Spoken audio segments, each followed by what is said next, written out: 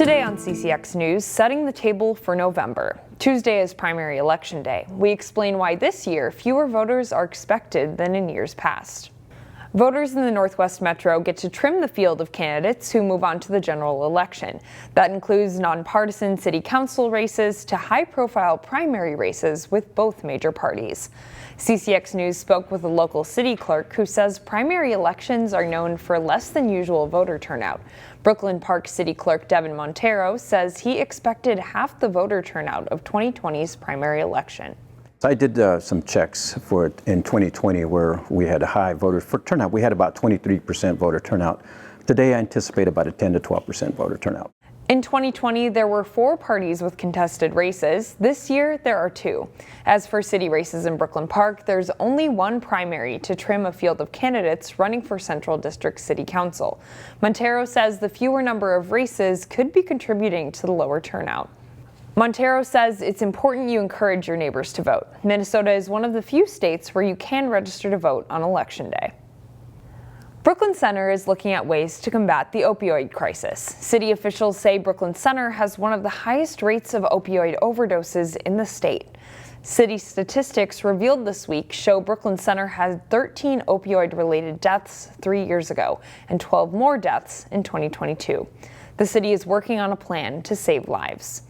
The city says one of those ways is working closely with Brooklyn Center High School. The city trained school staff and more than 100 students to administer Narcan and naloxone, the opioid antidote drugs. The city is also working on other ways to make help more accessible.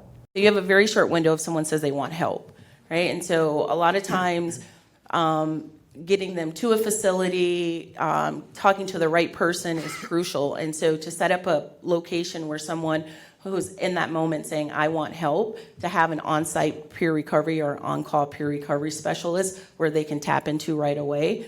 The city recently began receiving funds as a part of a national settlement with drug and pharmaceutical companies. Over the next 14 years, Brooklyn Center is expected to receive a total of $530,000 to fund opioid initiatives. In Osseo, the city council struggled this week to agree on an agenda. I don't know what's going on in this city. I really don't. And I'm a council member. I should know. Does anybody out there know what's going on in this city? Do you know, Mr. Mayor? You know, at this point, I'll agree to almost anything to just get this moving along, because I think this posturing is just ridiculous. And I'm grateful for the fact that it's being caught on camera. It took the council about a half hour to settle on an agenda. The debate came as Osseo considered several personnel changes, including hiring a full-time fire chief and a new city clerk. Meanwhile, the Osseo City Council did add a new member to its ranks, but the vote was split. Mark Cook, co-owner of Osseo's Annabelle House Coffee Shop, was appointed to the council on Monday. He's also a teacher and basketball coach in the Osseo Area School District. The council was split 2-2 on his appointment, with council members John Hall and Juliana Holtstrom dissenting. Mayor Dwayne Poppy broke the tie to approve his appointment. Cook will fill the vacant seat previously held by Alicia Vickerman. Nearly 150 million Americans own a dog or cat, but experts say there's a shortage of people qualified to groom these pets. As Delane Cleveland reports, a Brooklyn Park pet care business came up with a unique solution to this problem. There comes a point when every dog needs a haircut. And on any given day, dozens of pet owners take their furry friends to Stone Mountain Pet Lodge to become, well, less furry. A dog about this size normally takes me like an hour and a half to 2 hours. Depends on the dog, though. Shayla Wright has been a dog groomer here for the last 2.5 years. But this wasn't the original job she applied for. I started bathing, and then after I started bathing, I was like, oh, the opportunity came up to learn how to do haircuts. And I thought, you know, why not?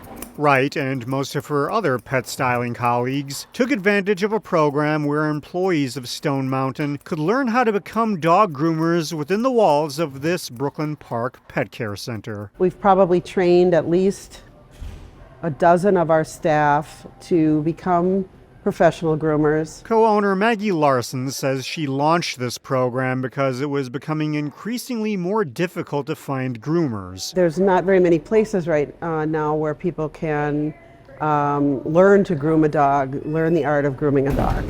Fewer schools means fewer people in the talent pipeline. So instead of looking elsewhere, she hired someone who can train current employees who have expressed an interest in the trade. Meaning that they've already gone through and become accomplished bathers. And the next step is pretty logical that they would become a dog groomer. The entire program takes about 3 months, using curriculum through the American Grooming Academy. Once the groomers in training finish, they not only end up with a new skill set, but a fun career. And yeah, I think it's just a very fun job. If you like being creative, you can kind of use it as your outlet to be creative, and you get to hang out with dogs all day. So In Brooklyn Park, Delane Cleveland, CCX News. This weekend, you can be part of an event where dozens of people are hoping to show that they've got game. Volunteers are needed for the Gus Macker tournament at North Hennepin Community College in Brooklyn Park.